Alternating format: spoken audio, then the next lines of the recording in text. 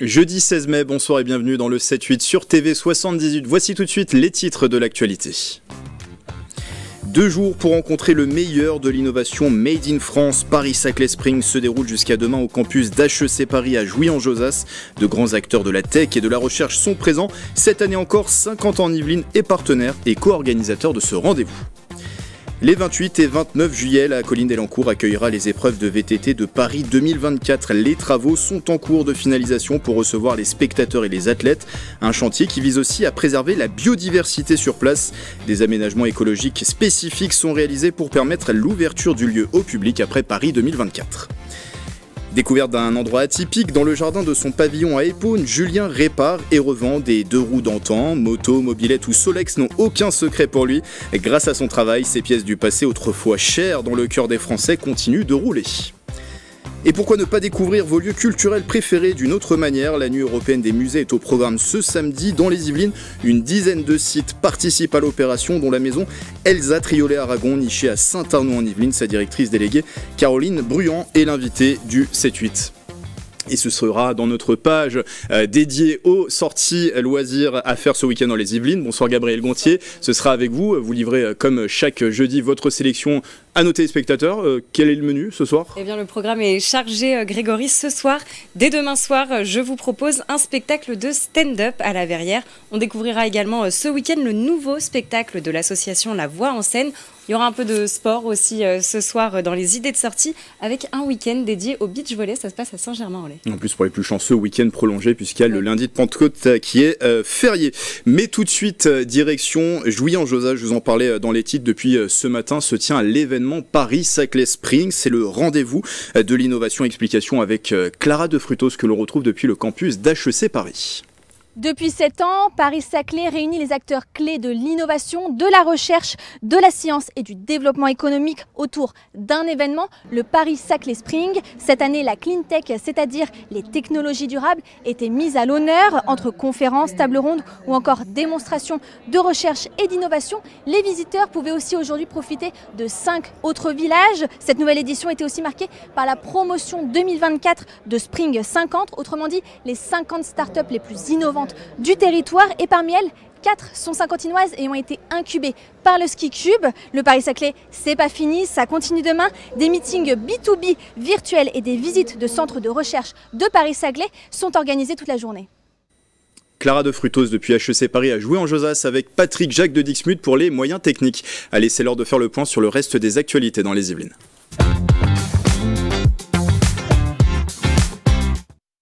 Et c'est avec vous, Gabriel. Avec cette information, la grève des surveillants de prison, on vous en parlait déjà hier, s'est poursuivi aujourd'hui. Oui, Grégory, la mobilisation se poursuit dans les centres pénitentiaires. Après la mort, je le rappelle, de 2 agents dans l'Eure pendant l'extraction d'un prisonnier. À Bois d'Arcy, environ 70 personnes étaient mobilisées devant les portes de la maison d'arrêt. Ils reconduiront leur protestation demain. Hier après-midi, les principaux syndicats se sont entretenus avec le ministre de la Justice. Éric Dupond-Moretti s'est engagé à augmenter l'utilisation de la visioconférence ainsi qu'à mettre en place rapidement des voitures banalisées pour les transferts de détenus. Des discussions sont toujours en cours concernant le problème de surpopulation carcérale. La grogne aussi du côté des sapeurs-pompiers qui continuent leur mouvement de grève. Oui, ils étaient 300 soldats du feu yvelinois à participer à la mobilisation générale de Paris aujourd'hui. Depuis avril, ils réclament une revalorisation salariale par rapport à leur temps de travail, mais aussi une prime et des mesures sociales liées aux Jeux Olympiques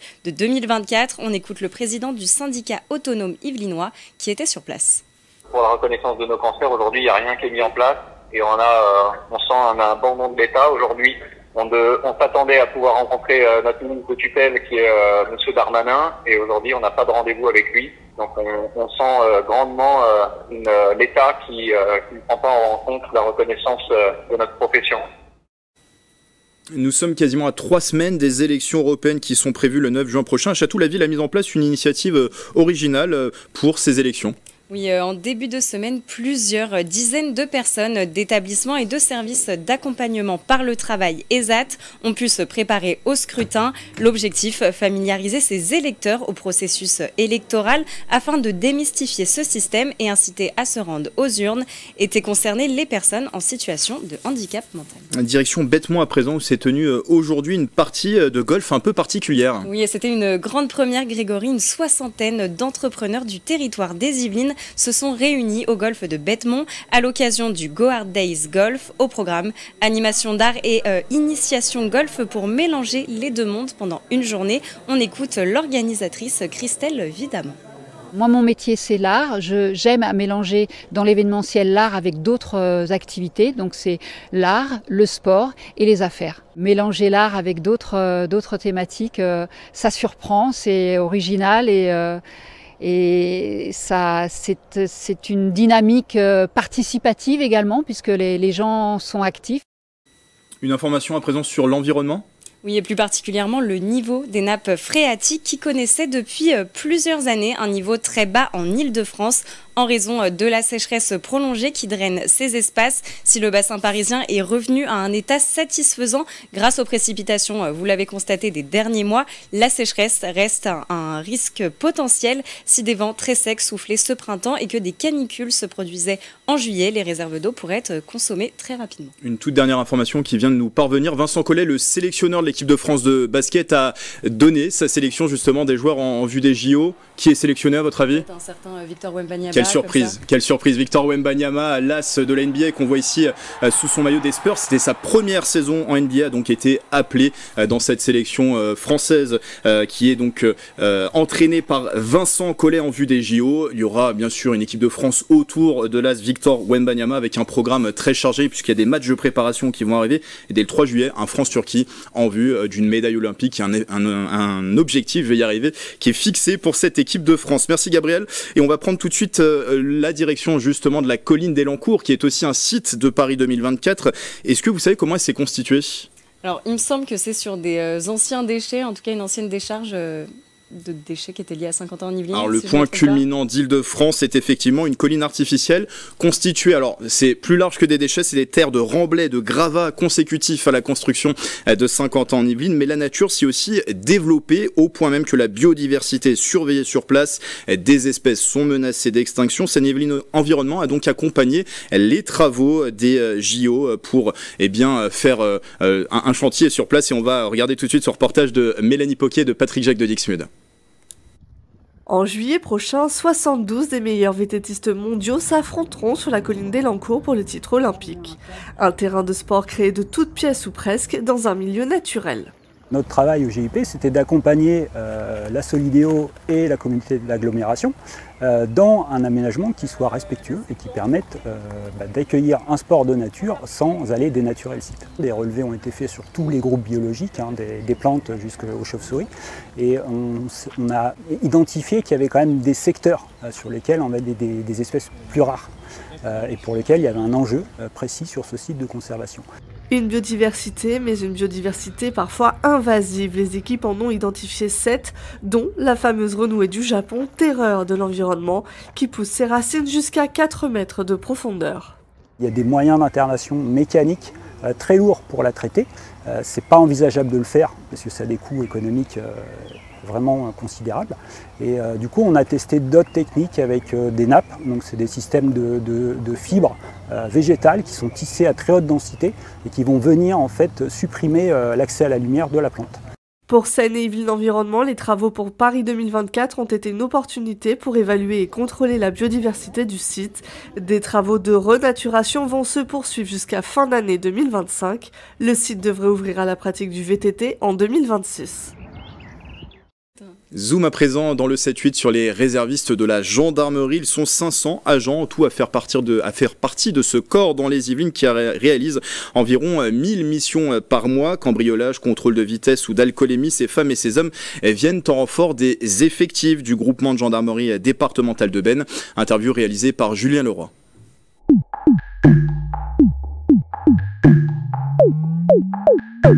Un réserviste, c'est un candidat qui va se porter volontaire via les réseaux. Qui dit réserviste dit que nous avons un emploi. Alors pour les jeunes, ils peuvent être encore en cours d'études. Toutes les castes socio-professionnelles sont représentées. Ça va aussi bien du directeur, du cadre de très haut niveau au sein des industriels que des emplois d'ouvriers.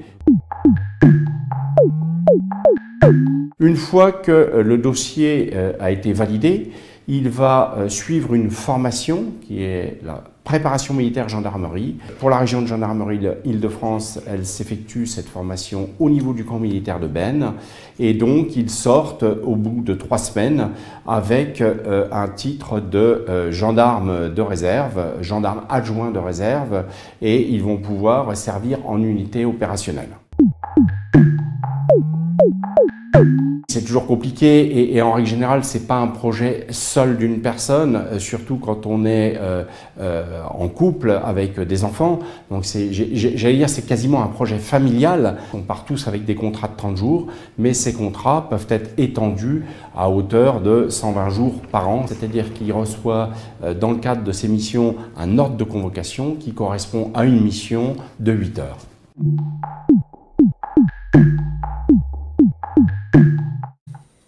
Allez, c'est l'heure de sortir dans les Yvelines.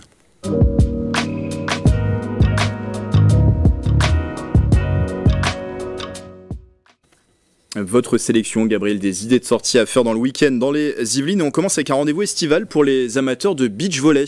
Oui, Grégory, la ville de Saint-Germain-en-Laye va prendre des airs de Rio de Janeiro ce week-end. Pour la 2e année consécutive, la commune accueille la semaine du beach volley, organisée par le club de volley du Vézinès Saint-Germain-Croissy. Au programme de cette grande messe du beach volley, découverte de la discipline, animation et compétition avec des joueurs de haut niveau, dont certains sont en lice pour les Jeux Olympiques de Paris 2024. Un air de Rio peut-être sous la pluie. On aura l'occasion de parler de la météo capricieuse de ce week-end tout à l'heure. Direction maintenant Voisins-le-Bretonneux où l'artisanat est mis à l'honneur ce week-end. Oui, le marché des artisans revient pour une 3e édition ce samedi. À cette occasion, les artisans locaux et les exposants présenteront aux visiteurs leur savoir-faire et leurs activités. L'objectif de ce rendez-vous, montrer aux Yvelinois qu'il existe des produits de qualité accessibles et surtout issus du savoir-faire local. Les scènes yvelinoises vous donnent également rendez-vous ce week-end à La Verrière au Scarabée qui propose un stand-up. Oui, pourquoi pas terminer la semaine avec un peu d'humour. C'est en tout cas ce que propose le duo Les Vice Versa. Après avoir foulé les planches de la France à un incroyable talent, le Festival d'Avignon ou encore la Gaîté Montparnasse, le duo d'humoristes se produit au Scarabée demain soir. Au programme, danse, chant, mime ou encore stand-up façon Broadway. Avec ces 2 passionnés de cartoons américains, on regarde la bande-annonce.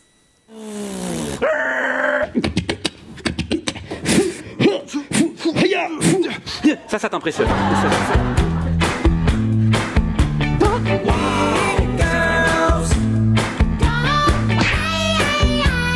Hey, entre nous, l'Alhambra, on est quand même mieux ici que d'être chez soi à regarder la télé, n'est-ce pas?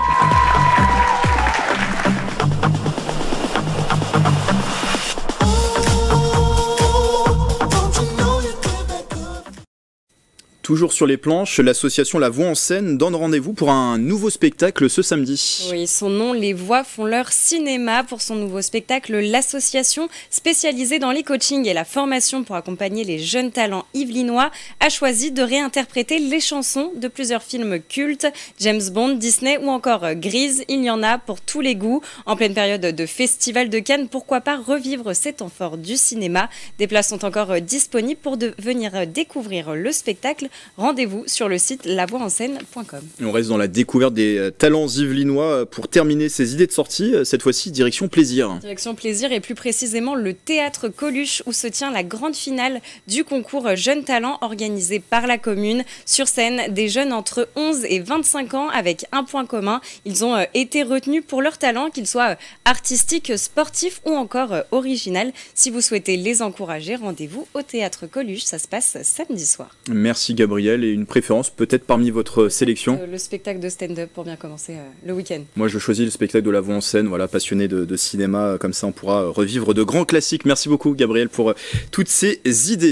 Un reportage à présent qui risque peut-être d'en rendre certains nostalgiques. Julien est un habitant d'Épône. En 2019, il s'est lancé à son compte dans la restauration et la revente de 2 roues motorisées d'avant-guerre jusqu'aux années 1980. De la mécanique que ce passionné réalise directement dans son jardin. Moto, mobilette ou encore Solex, ces pièces du passé retrouvent une place dans le cœur des Français depuis une dizaine d'années grâce à son travail. Un portrait signé Julien Leroy.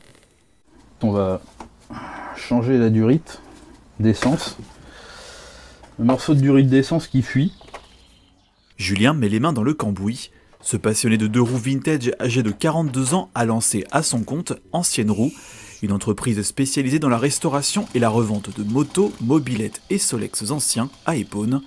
Après le début de sa collection il y a 20 ans, il démarre son activité dans le jardin de sa maison en 2019. Ce pur autodidacte s'applique avec patience et persévérance à redonner une seconde vie à ces machines parfois oubliées dans le fond d'un garage. On est sur des mécaniques qui sont souvent beaucoup plus simples, beaucoup plus épurées, moins techniques que des produits récents, mais qui donnent en définitive autant de plaisir, voire plus de plaisir. Ces engins-là ont une histoire, ils font partie de notre histoire commune, ils font aussi partie de notre patrimoine. Et ce patrimoine, eh bien, il faut le restaurer. Son article phare, le Solex, produit par la société française du même nom entre 1946 et la fin des années 70. Ce véhicule léger et populaire était fabriqué en tôle emboutie avec une conception simple.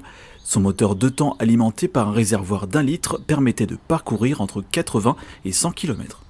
Même si on tombe en panne d'essence, on relevait le moteur, comme c'est le cas présent, et on pouvait continuer en pédalant. Et donc il y avait une fonction vélo. Et ça c'est le côté sympa. Retrouvez le vrombissement de ces modèles du siècle passé. Chez lui, des 2 roues de l'avant-guerre aux années 80, la plupart français avec des cylindrées de 50 à 500 cm3. Ici, les clients âgés en moyenne de 40 à 75 ans viennent rechercher le produit de leur jeunesse ou celui qu'ils n'ont pas pu s'offrir à l'époque. Ça permet de rentrer dans le véhicule de collection, de mettre un pied dans le véhicule de collection à moindre coût. Ces petits cyclomoteurs, on commence à les trouver à partir de 250 €, ça peut monter jusqu'à 2, 3, 4 000 €. Dans les années 90, ces engins sont détrônés par l'arrivée du scooter, avant un retour à la mode il y a 10 ans. Depuis la création de son entreprise, environ 202 roues sont passées entre les mains de ce passionné qui en a sous la pédale. Dans un instant, l'invité du 7-8, mais juste avant, on va regarder les prévisions météo des prochains jours dans les Yvelines.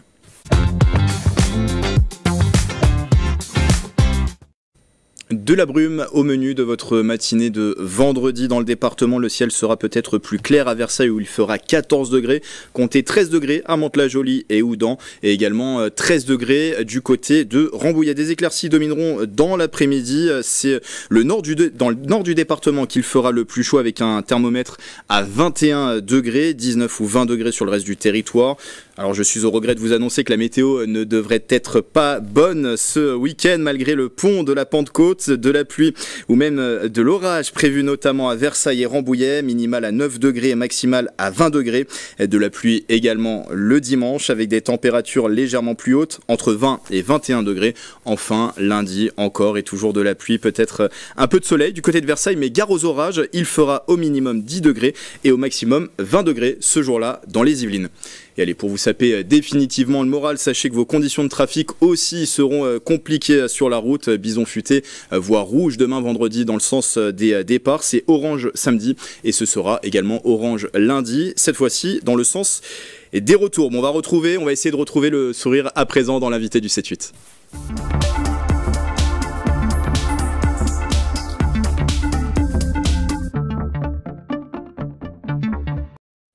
Elle revient pour une 19e édition. La nuit européenne des musées se déroule ce samedi. L'objectif, c'est de permettre aux visiteurs de se rendre dans des lieux culturels en soirée.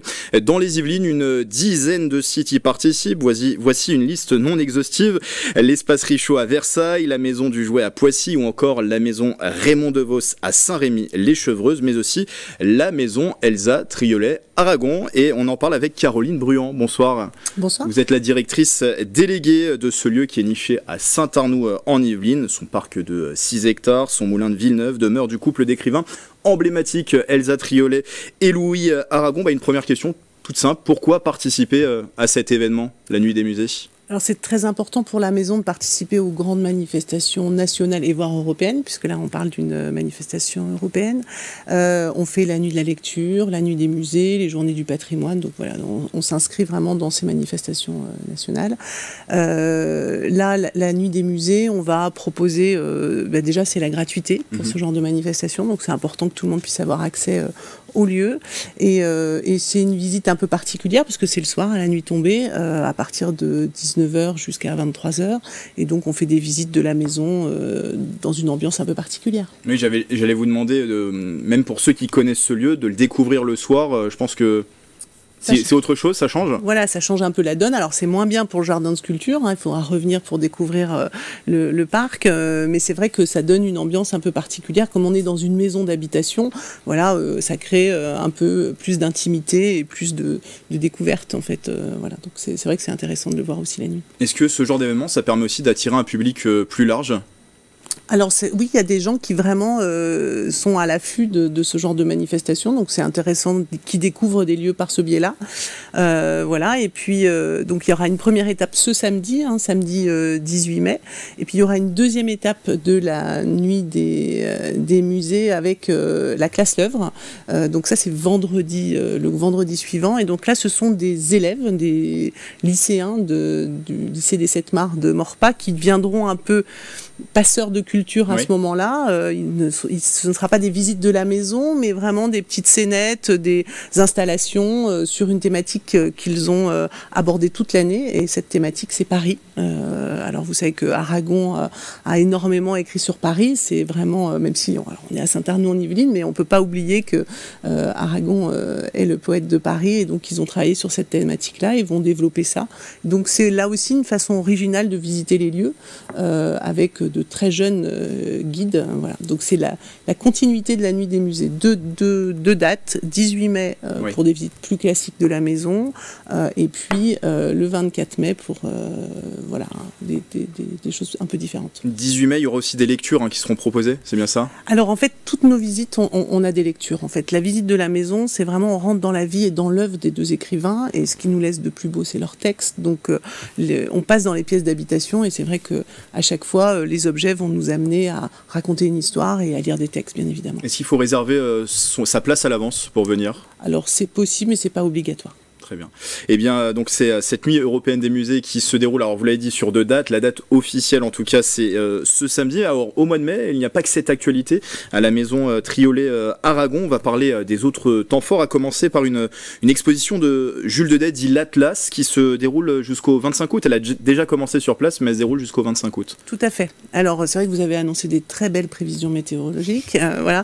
Donc, il faut choisir une journée où il fait quand même un petit peu beau, mais bon, il y a deux salles intérieures. Donc c'est aussi, on peut venir quand il pleut. Donc oui, on accueille le street artiste l'Atlas. On est très heureux qu'il fasse escale à la maison Elsa Triolet Aragon. C'est des œuvres très géométriques, graphiques, beaucoup de noir et blanc.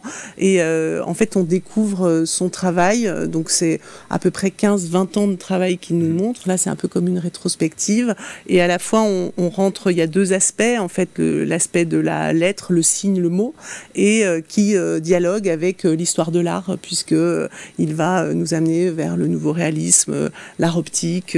Voilà, donc c'est une exposition très intéressante avec une partie aussi vidéo, puisque l'Atlas a fait beaucoup d'œuvres monumentales et c'était intéressant de les montrer par des petits films. Voilà. Gabriel? Comment vous choisissez les différents artistes? Quels sont vos critères pour la maison? Alors, on n'a pas de critères particuliers, en fait, on n'a pas de ligne, je dirais. Ça marche au coup de cœur, un petit peu? Ça marche au coup de cœur, aux rencontres, au dossier. Hein. Il y a beaucoup de gens qui déposent des dossiers, mais c'est vrai qu'on arrive à accueillir à Saint-Arnoult-en-Yvelines de très grands noms de l'art contemporain. Et d'ailleurs, cette année, on va fêter le 30e anniversaire de l'ouverture au public de la maison.